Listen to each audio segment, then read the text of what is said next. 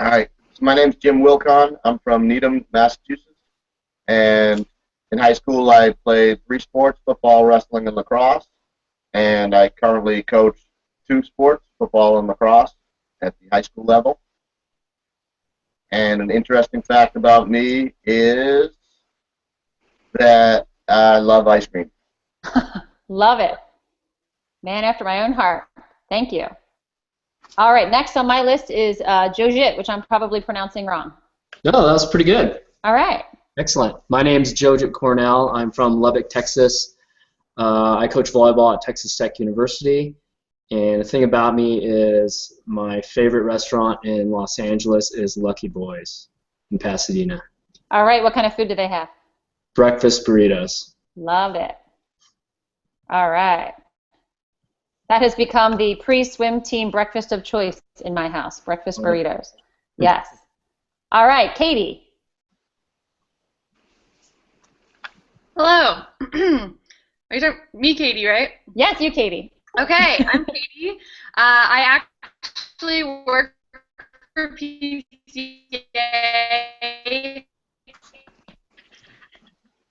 in the marketing department.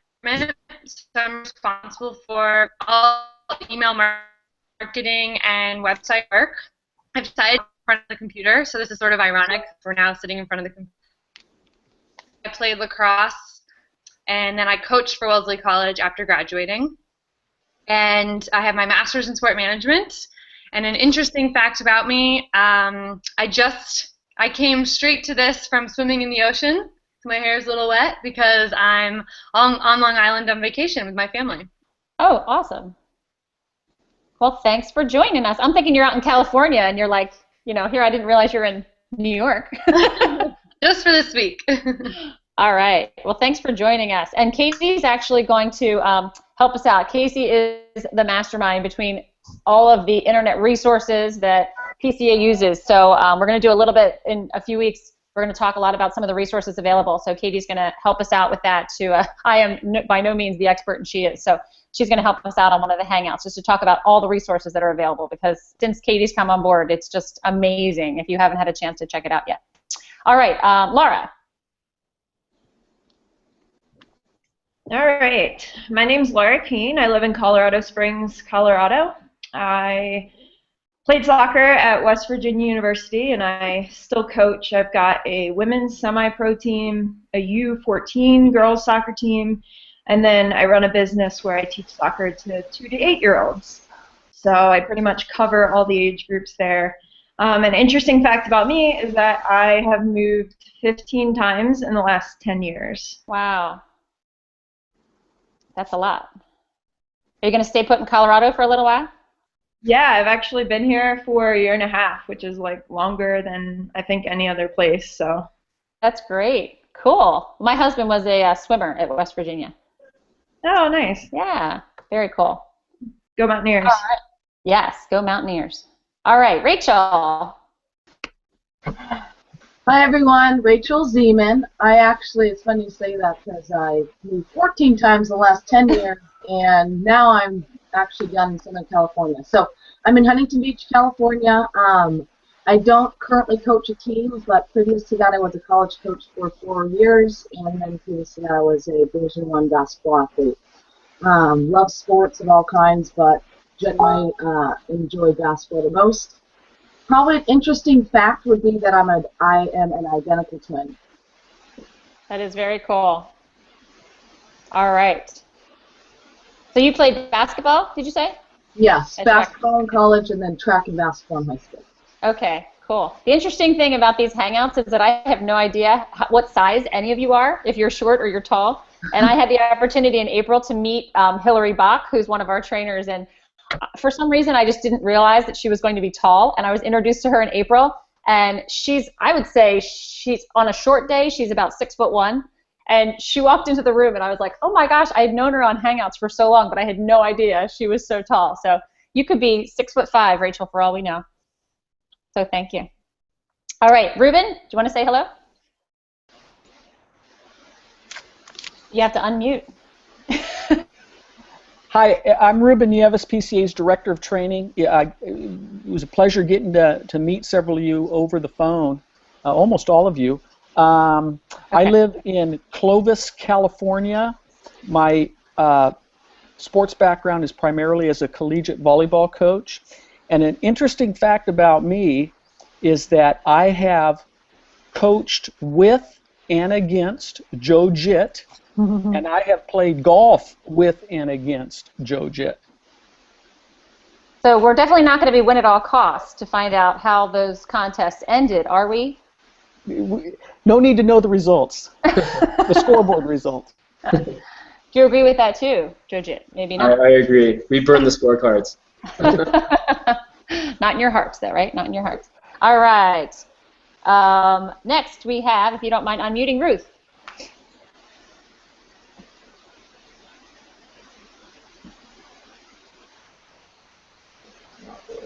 All right. There we go. Hi, I'm Ruth Nicholson, and I live just north of Seattle, Washington. My sport is soccer, and it's another Joe Jitt connection, but he doesn't know about it. I grew up in West Texas, and I was not able to play sport until after the passage of Title IX because and since then have coached and refereed and run clubs and stadiums and all that sort of stuff. My business is Club Development Network, which is about helping youth sports organizations with their off-field teams, their volunteers and their boards of directors and those things. And I guess the fun fact is, in addition, I used to sing the national anthem at sporting events. That's very cool. Love it. Thank you. We could have you sing before all these hangouts. That would be fantastic. We'd all rise. That'd be great. Okay, Stephen, go ahead. Yes, I'm Steve Posner. I'm from Springfield, Mass. Currently coach at Springfield College. I'm coaching now. I used to coach and teach for the last 33 years, but this year I'm just coaching.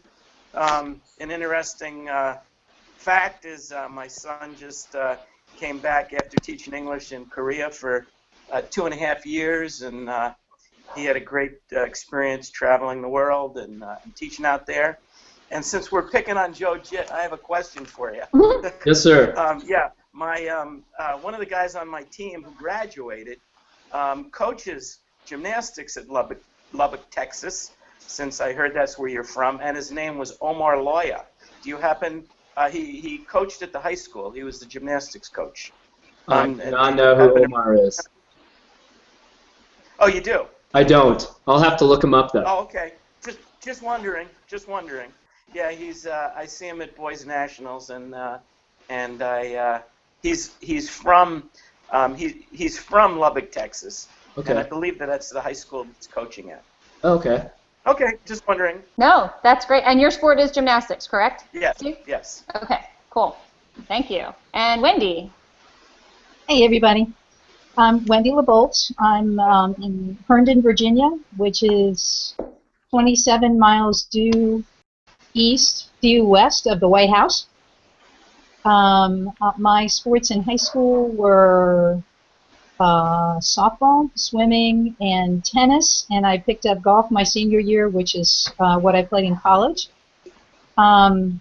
I haven't done as much coaching as a lot of you all. I work in the soccer business primarily now, but I'm in the injury prevention business, which means that, Kelly, kind of like you with these talks, I've been introduced to athletes who want to get back to their sport, and so they teach me. So I've been working with lacrosse athletes and field hockey athletes and basketball players of all shapes and sizes, boys and girls, so that's fun.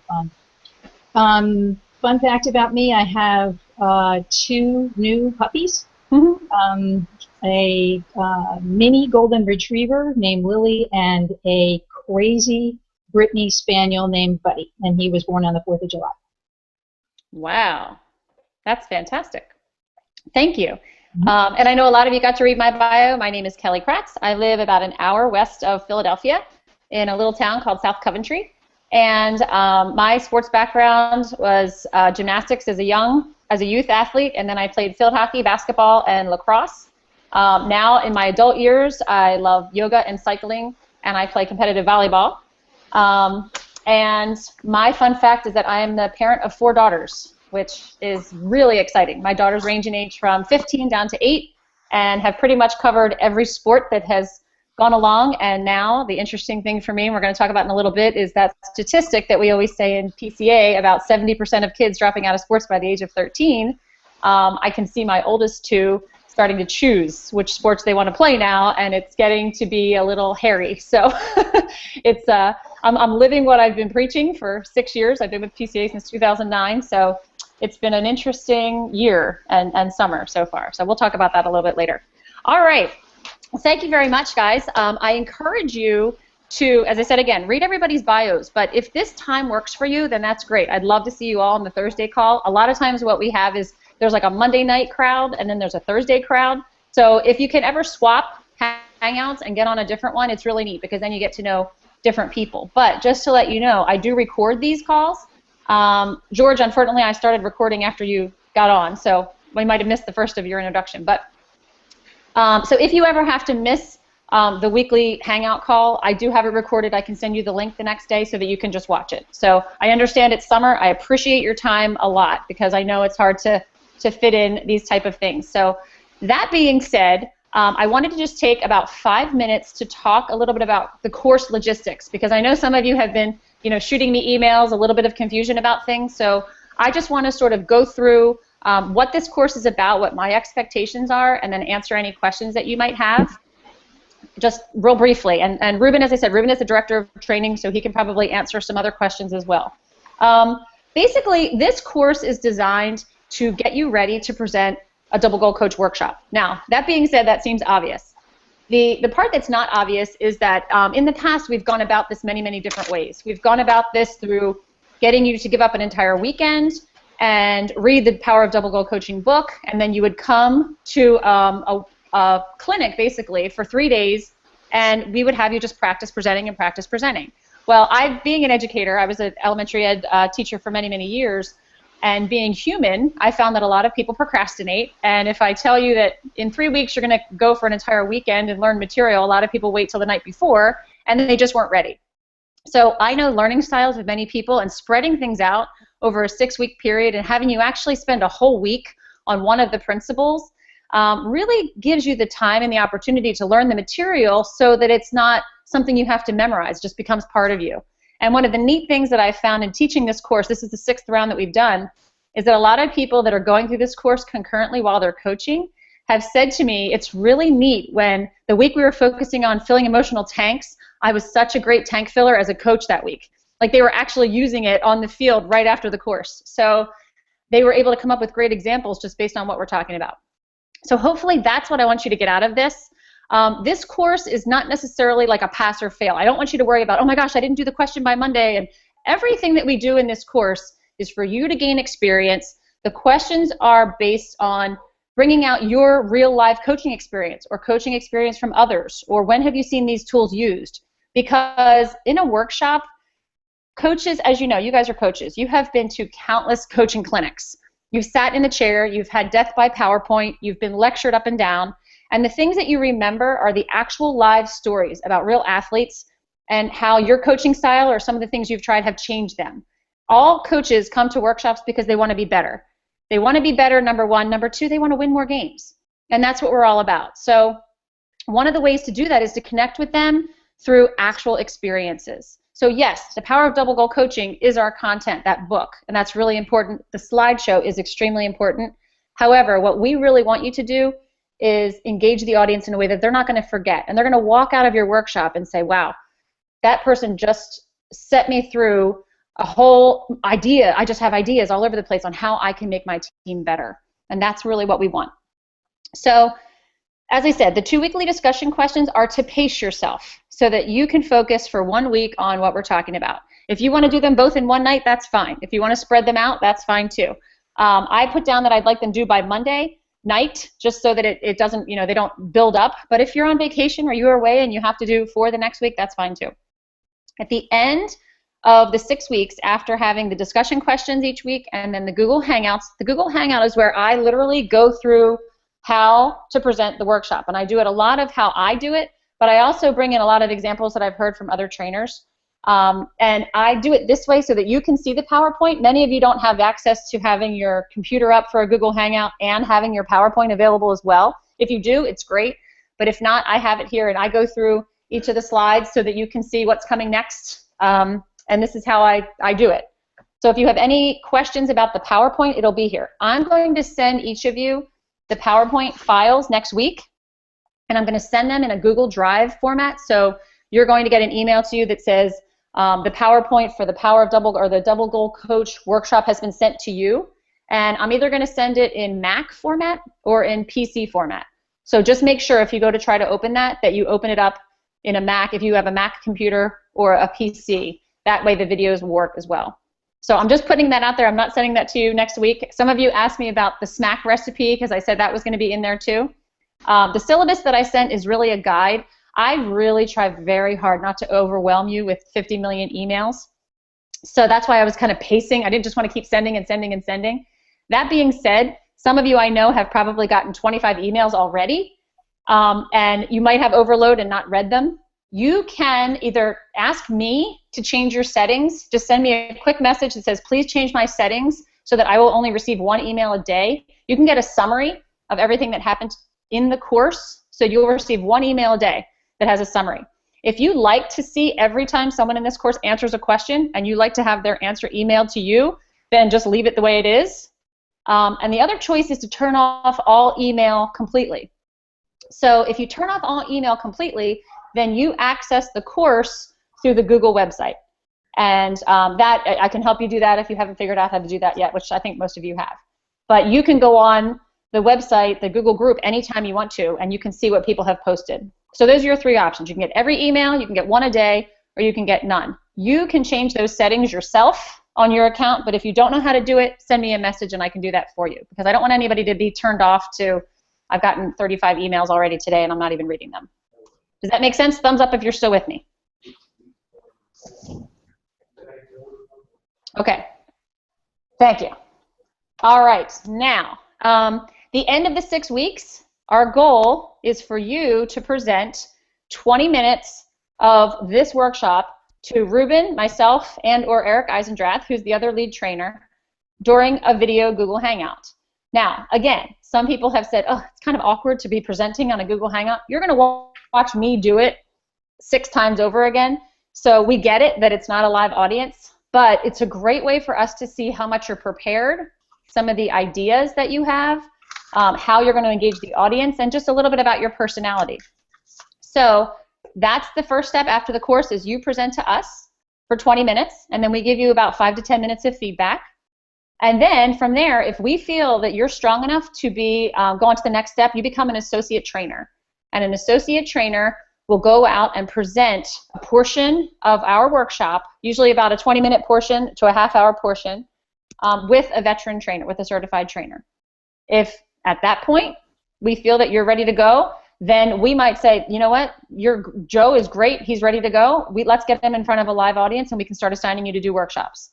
Many times we might say, all right, you know what, she or he did a great job at presenting the honor the game portion. We still feel like they need some practice, so we're going to send them out with a trainer to present the Elm Tree of Mastery portion. But a lot of times, sometimes it just takes one for you to facilitate with someone else, and then you're good to go.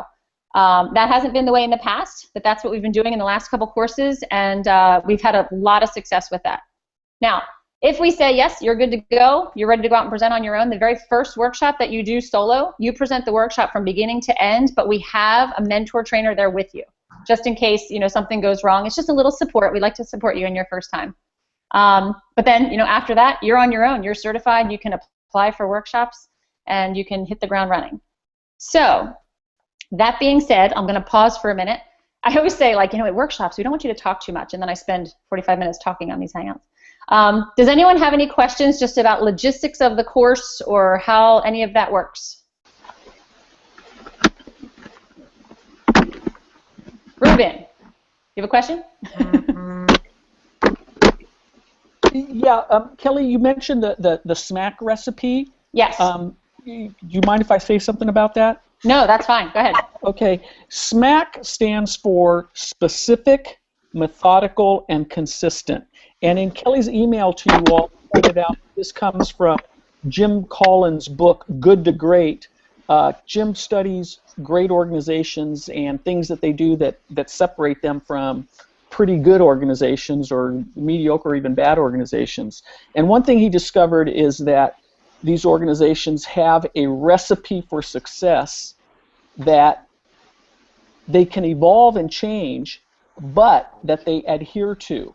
And so Jim Thompson, PCA's executive director, asked the training department to create a SMAC recipe for great PCA workshops, and that's what Kelly shared with you. It has 11 ingredients. So when you see Kelly facilitate a workshop on the East Coast, and then you see Ruben facilitate the same workshop out in California, clearly there's going to be differences in presentation style, personality, experience, examples. There's going to be differences. But there's going to be consistency too, and the main consistency is through those 11 ingredients in that recipe. So when you see Kelly present, within 5 minutes, she will have folks in her workshop interacting, talking to each other, doing something other than listening to her. And when you go to my workshop, the same thing. Within 5 minutes, now what Kelly does to have them get up and move around or talk to each other might be different than what I do. But within 5 minutes, we're both going to execute that ingredient of the recipe. So I just wanted to tell you a little bit more about what SMAC is, specific, methodical, and consistent, and why we share that with you. Thanks, Kelly. Yep, thanks, Ruben. We're actually going to get into that next week, and that was my bullet point 4 for today, so I'm glad you filled us in on that. No order needed. But next week's Google Hangout is going to be talking about the SMAC recipe, and I'm going to be going through the PowerPoint. So next Tuesday, I'm going to be sending out the PowerPoint files to you, and that's when we're going to talk about the SMAC recipe. So don't worry about that for now. It is nice to look over. I sent it to you today because so many people are asking because I did have it in the syllabus. But it is something that we're going to get to next week. Okay, any other questions about logistics? Course logistics, requirements, what we want you to do, life after the course? Now's your chance. George. How long is a workshop when somebody does a workshop? How long does it take? Good question. Most workshops are sold in 2-hour blocks. Now, that being said, 90 minutes is the average workshop is about 90 minutes. There are customizable workshops that are, so I've been asked to do a workshop in an hour. I would say 90 minutes is the best frame of reference to go for a workshop. We do have a 30-minute parent workshop that is done sometimes in combination. You might be doing 2 or 3 30-minute parent workshops in a row. But I like to, when I talk about how to do a workshop, I like to think of it like this. It takes time for people to come into the room. So you've got about 15 minutes of coming. If your workshop is assigned at 7 p.m., let's say, you have people, I like to start right at 7 p.m. So the workshop is going to go from 7 p.m. to 7 p.m. to 8:30 is your workshop. Give it in your brain 5 minutes for people to get in, shuffled in, start the workshop right away. I like to tell trainers that the content of this workshop, where you're actually facilitating the intro, the 3 principles, and then the closing of the workshop, usually goes for a solid hour, if not hour and 15 minutes. And then leave 15 minutes at the end for questions, discussions, follow-up. If you ever go to a workshop and it goes over the time when they say it's over at 8:30 and it doesn't end till 8:45, how do you feel about that presenter, George? Right, not real thrilled. But if you're told that you have to be at a workshop for 2 hours and it ends 20 minutes early, how you feeling? Pretty great. So yeah. So that's kind of the theory I like to have. It's like a Christmas present to everybody when you get out early. Even if you, in your mind the whole time you were thinking 90 minutes, a lot of times that time is blocked off for 2 hours. So when we go through each principle, I'm gonna let you know approximately how much time each principle generally takes. And that comes out to about a full hour of content, if not hour and 15 if you have it. All right, other questions? Everybody's good. All right, well, if you have any at all about logistics of the course, just please let me know. All right, what I'd like to do for the next few minutes or so, I want to talk to you about why. And this is what I put in the Hangout. I want to talk to you about why are we trainers? Why are we doing what we're doing? One of the reasons that I became a trainer, and I'm going to talk to you about this a little bit in my intro story, and I'm just going to give you a glimpse of it now. One of the reasons that I became a trainer was that when I was sitting in a Positive Coaching Alliance workshop, there were more aha moments for me. I'm going to pull this out of my way because we don't need this right now. There were so many aha moments for me as this trainer was speaking. It was like he was talking directly to me as a parent. I sat at a 30-minute parent workshop, and this trainer explained to me that Positive Coaching Alliance was a research-based organization that was all about winning. And that was the very first thing that this trainer said. And I went into this workshop with a huge chip on my shoulder. Like, you know what? I was a Division I athlete. I was a hardcore competitor. I started coaching, and these kids that I was coaching at 6 years old were getting trophies this big when they just participated. I was a third-grade teacher told that the kids weren't allowed to play dodgeball anymore because it wasn't competitive enough. So my link to PCA was when a trainer came in and I had to go to a Positive Coaching Alliance workshop, and I'm thinking everybody's going to say, you know what, everybody's a winner, everybody gets a trophy, everybody's positive. That's what I thought it was going to be. So when this trainer talked about we are all about competition, we're all about winning, we're all about success on the scoreboard, but there's a right and a wrong way to do it, I perked up right away. That was my why. So when I finished, I walked over to this trainer and I shook his hand and I said, I love what you're doing. I've never heard of this organization before, but I think we need to have more of it because I love the educational background, I love what you're talking about, the life lessons, and I want to do what you're doing.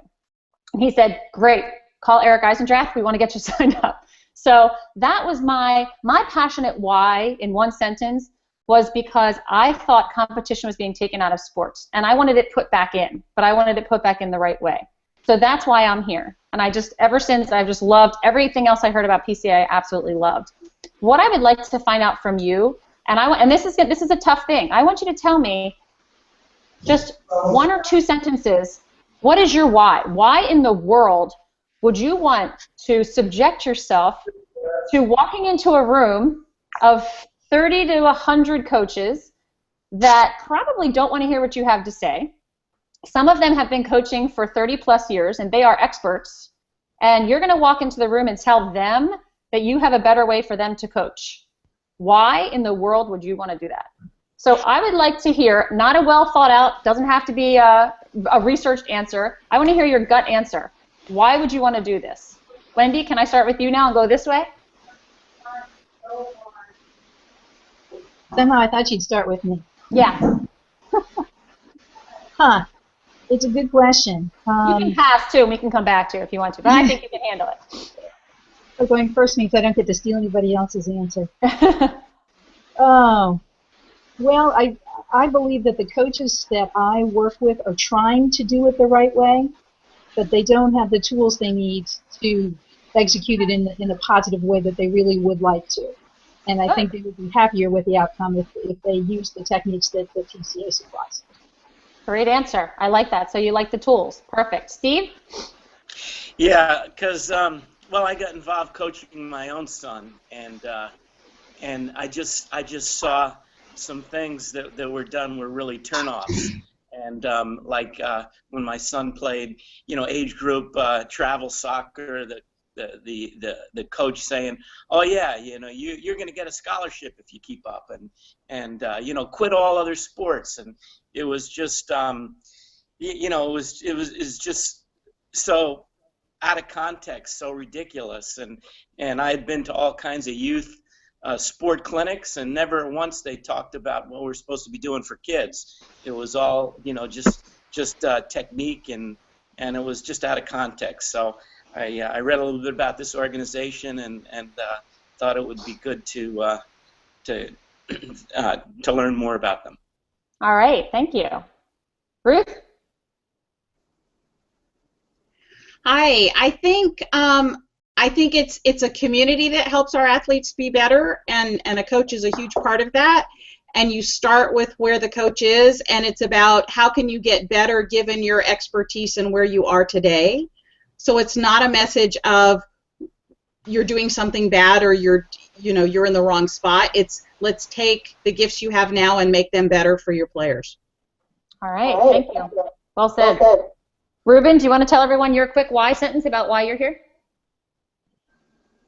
Yeah, I'm here because I think youth and high school sports can be an awesome experience for everybody involved. And too often, I think we adults screw it up one way or another. And, you know, I just like to see more kids and families have get that productive experience that I think youth and high school sports is supposed to be. Thank you. All right, Rachel. All right, can you guys hear me okay? Yep. Probably my why would be really 3 points. I had some really bad experiences with some coaches that I think that really damaged the way I saw sport, and then also my performance went down. Very traumatic stuff happening, and so still, you know, being an adult, getting through that.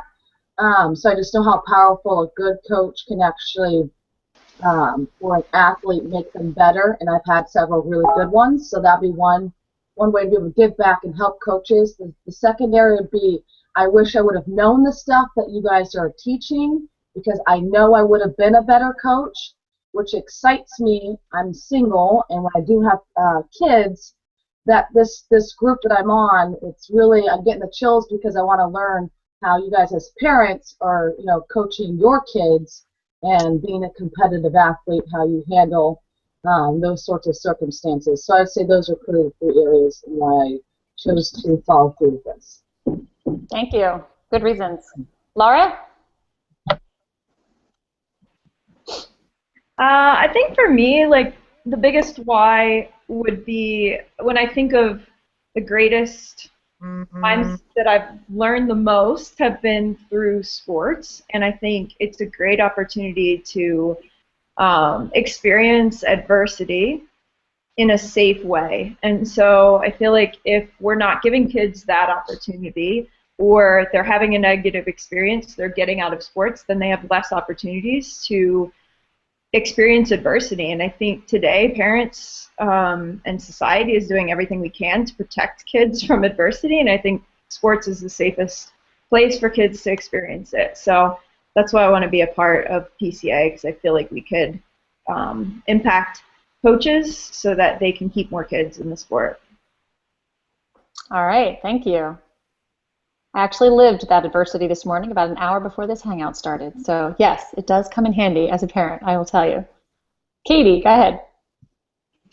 Yeah, I had a pretty good experience, not perfect, playing sports all the way through college, and I just know it could have been better. And when I actually, my first workshop that I attended was when I applied to work at PCA, and similar aha moments of, I wish I had known this stuff, and this is exactly what I wanted to be as a coach, but I had goals and I didn't have this handbook to guide me. And so I just felt like this was really the way forward for youth sports. And this is how to take an okay experience and make it a great experience. And I'd like to give that back to another generation. Yeah, thank you. That's great too. Jojit? Yeah, I think I've been fortunate enough that I feel that every coach I had made an impact in my life. I never had a bad experience from my youth age, being coached by a nun, playing volleyball at age 5, all the way to my collegiate days, and obviously being surrounded by great mentors too, Ruben being one of them.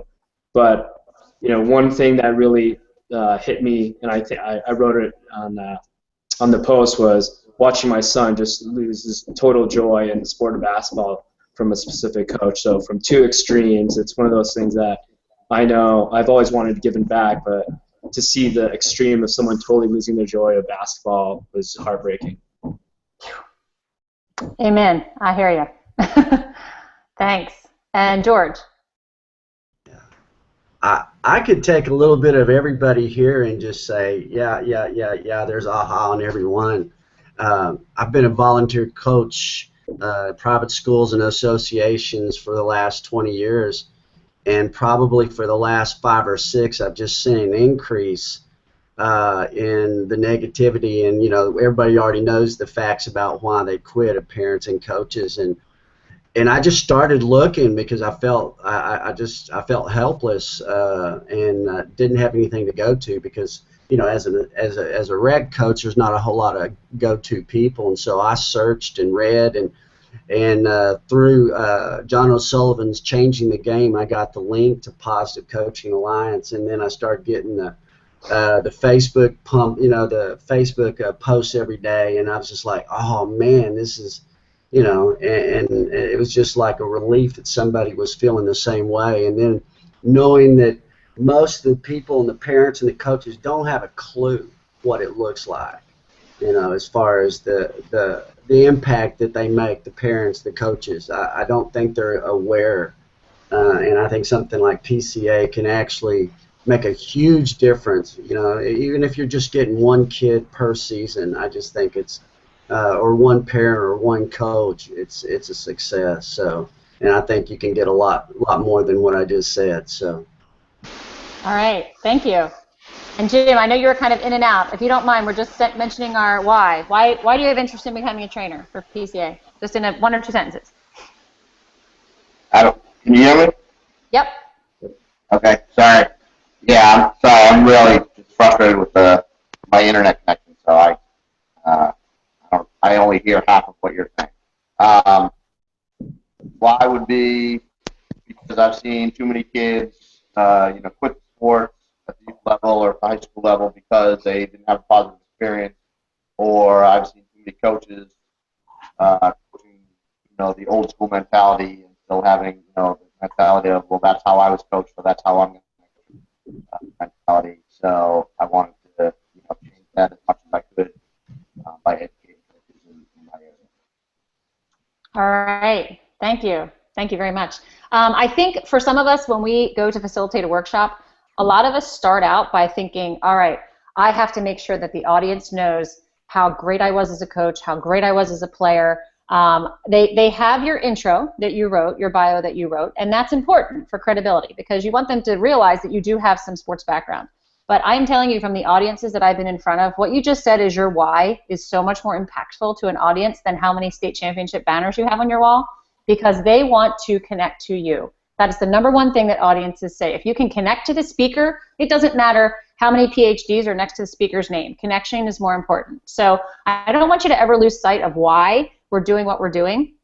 And I always try to tell people, we are a nonprofit, and the partner development managers, partner sales managers all over the local areas are selling like crazy. They're selling these workshops, they're selling these partnerships, and we are what they're selling.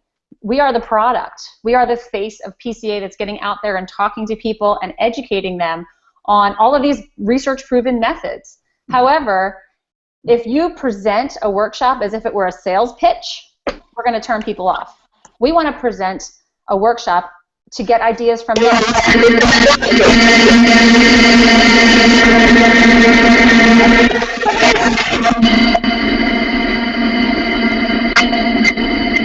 Bruce, can somebody mute? I don't know what that was.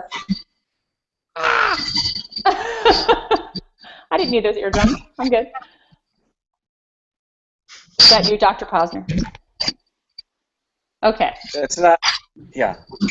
No, my computer my phone went out, and I just rejoined. That's okay. So yeah. That's okay. So I just don't want you to lose sight of the why we're here. Because as you guys know, adversity is huge in sports, and Laura put it so well. Like, the sports is a safe place to teach adversity. These workshops, there's adversity at workshops. There are debates. There are coaches that are going to come right up against you and say, no. I'm a screamer. I'm a yeller. I got 6 championship banners. You want to tell me I'm not doing it right? And it's something, as a trainer, we have to challenge them, and we have to be prepared, and we have to keep our composure. So all of the lessons that you have learned in sports your whole life will come in handy as a facilitator. That being said, there's also a lot more to being a workshop facilitator than just being a great coach or a great athlete. So that's what we're going to bring out in this course. And what I'd like to do is share with you, Jeff Dale is the Director of Field Operations for PCA. Now, you might not know what that means. He used to be the Chapter Executive Director in Denver, and he was also a workshop trainer. He got on one of these calls in one of the past courses, and he said, right now, if I was going to hire a trainer in Denver, this is what I'm looking for. So he made a list of 5 things, and I just want to share that with you because I think it's just very good to keep in the back of your mind. We have, now Ruben, you can fix the number for me. I'm not sure exactly. How many trainers do we have right now, nationwide, certified trainers? We have about 150. Okay, 150. That's what, I didn't want to quote the number wrong. Okay, now, as Ruben said, no 2 of those 150 are alike. They are all completely different. And if you see one workshop by one trainer, it will be different than by another trainer. But the message is consistent. And when we talked about the systematic, methodical, and consistent recipe that we sent you, all of these things are true. However, you're going to connect with some people and you're going to not connect with others. But this is what Jeff said he's looking for in a PCA trainer. Number 1, he wants to know that you're bought into the mission. And I think just by hearing your why story, you can tell that you're bought in. It's not something you had to teach yourself. A lot of people, especially in this course that I've learned, the reason that you're such a great trainer is because you were a great coach, and you coached using Positive Coaching Alliance methods before you ever even heard of Positive Coaching Alliance. So you've been walking the walk way before you talk the talk, and that's buying into the mission of PCA, of creating better athletes, but more important, better people in life. You see the big picture. That's why you're here. Number 2, you have the skills to be able to facilitate a great experience. This is not a lecture. We don't want death by PowerPoint. You're not a classroom teacher. We're trying to create a dynamic, engaging environment where coaches are able to ask questions and be challenged and discuss with others with ideas. We want humor. We want it to be funny. We want it to be entertaining. One of the trainers said the word, I'm an edutainer, which I always like that term because it is educational, but we don't want the audience to be falling asleep in the front row. The live workshops are one of the things that we sell at PCA. As Katie knows, we also have tons of other resources that are not live. What do you think is the main, and there's no right answer for this, I just want to know some ideas. Why do you think our live workshops are so much more valuable? We do these workshops online. A partner can say, okay, I'm from Coventry Youth Soccer. I don't really have time to get these coaches together for a live workshop, so we're just going to sign up for 50 online course memberships, and they can go online and take courses. Why do you think the live workshops are more valuable? Ruth? Because live workshops get all 3 learning styles. You're not going to get easy kinesthetic learning online. You can do auditory and some visual, but you get a better learning environment. Great, thank you. That is true. You get all areas of learners. Who else? Let's get 3 other reasons. Why do you think live are so crucial? Jojit. I think it just makes it more personal. I think it's important just to relate, like you said, connecting with your audience is important. It's hard to connect with something that's just on the video screen and the computer screen, but when you get to talk and interact, that just makes it more personal. Sure, absolutely. Thanks. Yeah. Rachel. I think with so many distractions with cell phones, kids, dogs, when you're in an environment that's closed in, you're more able to engage and embrace all the knowledge being given. Mm-hmm. Good. Stephen. Yeah, because you can react with personal experiences, and by them hearing personal experiences, they can possibly relate to what you're saying better. Mm-hmm. Great. Those are all fantastic reasons, and there's probably 10 more. What I want you to remember is, if at any point, has anyone ever been to a coaching seminar or a clinic or a workshop where you think, this could be a screen, and I could just be sitting here watching this? It has just been a mundane, boring lecture. Yes, I have actually seen Positive Coaching Alliance trainers fall into that. Here's my PowerPoint, here's my screen, I'm going to read every bullet point on the slide, I'm going to make sure that every T is crossed and I is dotted and you get every bullet point. That is something these coaches could do online. They have actually paid extra to have a live audience come in and to tell their coaches, sometimes it's mandatory, to take up 2 hours out of your Wednesday night schedule to come and hear you. And we have to make it valuable for them by using all of those resources that you said. Ruth said, we can connect with their learning styles. They're not all going to learn the same way. It's personal. It's free from distractions. It is just a personal experience. You can share stories. So these workshops are so valuable. What I want you to make sure that you go into these workshops with is an idea that this is one of the most valuable experiences they're going to have, and it can change the lives of kids exponentially. These workshops can change the way a coach coaches which can then in turn, all of those whys that you mentioned, it's going to change the way they coach the kids. It's going to keep kids in sports longer. It's going to keep their parents off your back. It's going to keep the kids having fun. It's going to cause less injuries. So the power that you have as a trainer is really, really important. And I cringe when I hear trainers go, thank you so much for coming tonight. This isn't going to be very long. It's only going to take about an hour and a half, and I really appreciate you taking all of your time. That's all well and good, but that takes away the value. You want to go into a workshop knowing that these coaches in your room are the luckiest people in the world right now because they're hearing information. Their organization has chosen to partner and put a substantial investment into partnering with Positive Coaching Alliance because they know that there's a better way to coach.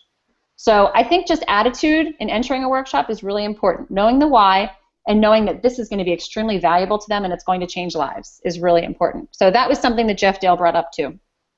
The other one is don't be afraid, and I shouldn't say don't be afraid. Make sure that you also put in, and this is where my highlight is, the value of competition and the value of winning. And I laugh. If you look at the National Advisory Board for the Positive Coaching Alliance, they're some of the most competitive athletes in the world. I joke because once a year we do an all-staff meeting, all-staff conference that Ruben and Katie were at this year. If you've been into a room of 50 to 100 Positive Coaching Alliance staff members, you have never been in a room of more competitive people in your life. It is ridiculous. Even bowling with Positive Coaching Alliance people are the most competitive, hardcore people you have ever seen. And Ruben and Katie are laughing because they're like, yeah, I know. You wouldn't think that a bunch of positive coaching leaders would be so competitive. We're all out. We're all about competition. We're all about winning, but doing it the right way. And I always say that at some of my workshops. I tell them, if you think we're lighthearted, we're not. We're all a bunch of people that love to get W's on the scoreboard. Don't get me wrong. We want to do it the right way. And then Jeff also said, make sure that you stay positive. Again, seems pretty simple. However, a lot of times we're so used to hearing, don't do this. A lot of coaches come thinking that you're going to be a trainer and you're going to say to them, this is what we don't want you to do. We don't want you to scream. We don't want you to yell. Parents are a very difficult group to get to come to workshops because they think you're going to tell them all the things they're doing wrong. So just reframing it as, instead of saying, okay, coaches, we don't want you to do this. We don't want you to yell. We don't want you to scream. We want to tell them what they should do. So keep your messages with a positive spin rather than a what not to do spin, because nobody wants to hear that. They want to hear better ways to do things. So those were that's what I'm looking for in a trainer, somebody that can be engaged, value of winning, connect to the audience, and keep it positive. So again, that's not set in stone, that's not written on a list anywhere, but that's just something for you to keep in the back of your mind. All right, we're going to wrap this up in the next 5 minutes, and what I'd like to do is find out from you. I know some of you definitely have public speaking experience, but knowing that in the lens of Positive Coaching Alliance, what are some of the greatest challenges that you think we are up against as Positive Coaching Alliance trainers who are, which I know all of you have read the book, we are trying to change a culture, and it's not something we can do overnight. And anytime you try to change a culture in anything, I always say it's easy, but it's not simple. So what are some of the challenges as trainers walking into a room of coaches at a workshop? What do you think are some of the challenges that we're up against? And I'm just going to randomly call on you, and I just want you to think at the top of your head, what do you think is one of the biggest difficulties? Or what are you most nervous about? Or what do you think is going to be the hardest about being a trainer? Let's start with Laura. You're smack in the middle of my screen. I think the biggest challenge for me as a coach as well has been I'm dealing with parents, and so a lot of times I feel like there's a fine line between teaching them how to parent and trying to get them to fall in line with my belief system and my coaching philosophy. And so I have to be careful about, like, hey, this is the way that I coach and this is the way that we're going to do things here with the team, but sometimes that differs from the way that people want to parent their child. Mm-hmm. And so I feel like sometimes I am kind of giving advice on how to parent, and there's just a fine line there. So I feel like that's been my biggest challenge, has been trying to kind of walk that line and get people to realize that there might be a better way of dealing with a certain situation, whereas they might deal with that situation completely different if it were, their kid cleaning up the room at home they would just deal with it differently than discipline on the soccer field. Mm-hmm. Good, and that's something, you will be in front of parents, and you will be presenting parent workshops, and that would be a difficult thing to do. The nice thing that I love about PCA is that we are research-based. So a lot of times it's not the Laura Kane show. It's not Laura telling you how to parent your child or Laura telling you how to coach. It's Laura sharing research-proven methods that have been from coaches' experience or from someone like Carol Dweck, who has, degrees up the wazoo, who's done 20 years of research saying this works. This is how you motivate kids. This is how you keep them in sport. So that's a big difference. We get to take ourselves out of the equation, and we're just sharing information from other people and research. So good point. I'm just going to do, because of lack of time, does anybody have, let's come up with two others. What are some other challenges you think we're up against? Ruth. I call it the alpha dog syndrome, which is we all bring something to the table, but it's different. So if a coach is an alpha dog of their team and a board is an alpha dog of the organization and a parent is the alpha dog of the house, how do you bring that knowledge and still support the player even though you're bringing different pieces, but everybody feels like they're in charge of something? Mm-hmm. Okay. And so don't step on my toes, that's my expertise. Right. Rather than how can we weave the expertise together for the kids? Mm-hmm. Very good point. Thank you. Stephen. We have a winning at all cost model, professional model, and I think that there's some people that don't buy in that you can the double goal coach, that you can character at the same time. Yep. And I think that that can be a challenge at some time, teaching some overly competitive coaches. Mm-hmm. Absolutely. I always challenge those type of coaches. I call them the arm crossers that sit in the front row of my workshops with their arms crossed, and they go, oh yeah, what are you going to tell me about coaching? I've been coaching for 40 plus years, and I just go over very quietly and I say, my goal by the end of this workshop is just to get you to uncross your arms. That's my only goal. And usually about 5 minutes through, I'll go, hey, look at that, it worked. And you just see them go, okay, not bad, I'll take that. I've been coaching for 40 years, I just learned something. So good. One more. Does anybody have one last challenge?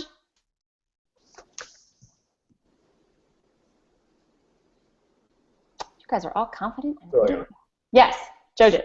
I think one is just being patient, and I think it would be scary to go inside a room knowing there's some people buying into it and other people just like, who is this clown? How legitimate is this person? But I think, as a parent, as a coach, all you can do is just be consistent and stick to your guns. If I'm totally bought in, regardless of what other people may say, I'm just gonna, I'm gonna sort of espouse what I believe in, and the proof is sort of in the pudding. If they're around me enough, or if they're around enough people who practice this, or have some sort of experience, even though they don't know their double goal coach, they're going to see that it's probably the wisest thing to do. Yeah, absolutely. Thanks for bringing that up. And I'm going to wrap up this call by saying how I have changed. I think I'm up to 106 workshops now that I've done. And I think around workshop 50, I went to a workshop to watch somebody else do it. And I always get nervous. I still, to this day, I get nervous every time before I enter a room of coaches, because I think they don't know me, they don't know who I am, and as you said, like, is there going to be buy-in, or is there going to be animosity? And I heard this trainer start off by saying, you know what, everything I'm going to tell you today are things you're already doing as coaches. I know, assuming, it's self-fulfilling prophecy, I assume that they're all double goal coaches. I assume that they're all doing everything correctly. And if you walk into a workshop and somebody tells you that they know you're doing a lot of things right, it puts them at ease. Instead of walking in going, I know how coaches coach these days. I've seen you out there screaming. I've seen you out there yelling. I've seen you playing your star players the whole time. That's what brings up the feelings of, wait a minute, this trainer's out to get me. I'm not like that. Going in with the assumption that everyone is a double goal coach makes the workshops a lot more fun. Because the ones that aren't sit in their seats and go, ooh, crap, I don't do that. That's probably a good idea. But it makes it real for them when you tell somebody, oh, I'm sure that you guys know the value of playing everyone on your bench. It's so important because of the growth mindset. And you get into these things and they go, oh yeah, I don't do that, but that's a really good idea. It just changes the whole framing of your workshop and makes it much more positive. All right, well, I am not going to hold you any longer. Thank you all very much. If you have any questions during the week, feel free to email me. I'm going to put the link to both of these Hangouts from Thursday and Monday night. I'll post them Tuesday morning on our announcements, so that if you want to watch, if you have some time and you want to watch Monday night's Hangout, it's going to be similar to this, but if you want to see who was on it and meet some more people in the course and put faces with names, that would be great too. I will be on for another 2 minutes if any of you didn't get a chance to ask a question. But the rest of you, thank you for joining. You can just go up to the top to your little red phone button and just click it, and then you can hang up. But thanks again for joining, guys. I appreciate it. It's really nice meeting y'all. Thanks. Yep. Thank you. Thank you. Bye, guys. Bye. Thanks, Kelly. Bye-bye. Yep. Bye. Hey, Kelly. Yes.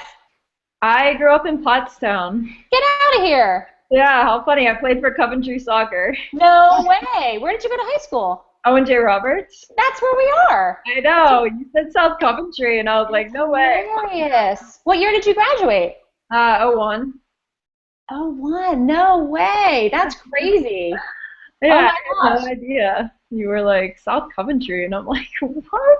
Yeah. We actually live on, we just moved last summer. We built a house on Cadmus Road. Oh, okay. So Yeah. my kids walk to school right now.